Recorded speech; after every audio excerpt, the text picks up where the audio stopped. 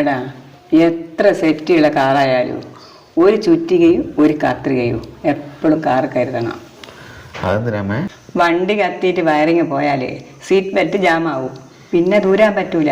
അന്നേരം നമുക്ക് seat belt കത്രിക കൊണ്ട് മുറിക്കാലോ, പിന്നെ ചുറ്റിക കൊണ്ട് കാറിന്റെ ചില്ലടിച്ച് പൊട്ടിക്കുകയും ചെയ്യാലോ.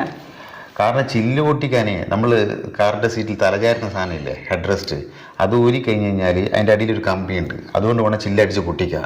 പിന്നെ അതുപോലെ തന്നെ സീറ്റ് ബെൽറ്റ് ലോക്കായി കഴിഞ്ഞാൽ അത് ഊരാനുള്ള ഓപ്ഷനും ഉണ്ട്. പക്ഷെ അതൊന്നും ആർക്കും അറിഞ്ഞൂടമ്മേ. പിന്നെ ഈ ഒരു വ്യഗ്രതയില് ഇതൊന്നും ചെയ്യാനും പറ്റൂല അല്ലേ? അതും ശരിയാ. സത്യത്തിൽ ഇങ്ങനെ വരാതിരിക്കാന് നമ്മൾ എന്നാടാ ചെയ്യേണ്ടത്? നിയമവിരുദ്ധമായിട്ട് കാറ് രൂപമാറ്റം വരുത്താതിരിക്കുക, അതുപോലെ തന്നെ കാറ് കറക്റ്റ് സമയത്ത് സർവീസ് ചെയ്യുക, പഴയ ബാറ്ററി ഉപയോഗിക്കാതിരിക്കുക, അങ്ങനെയൊക്കെ ചെയ്യാനാണ് മോട്ടോർ വാഹന വകുപ്പ് പറയുന്നത്. എല്ലാരോടും അതിനെ കുറിച്ചിട്ട് ബോധവാന്മാരായിരിക്കുവാന് ഇനി പറയണേടാ. ഞാൻ പറയാൻ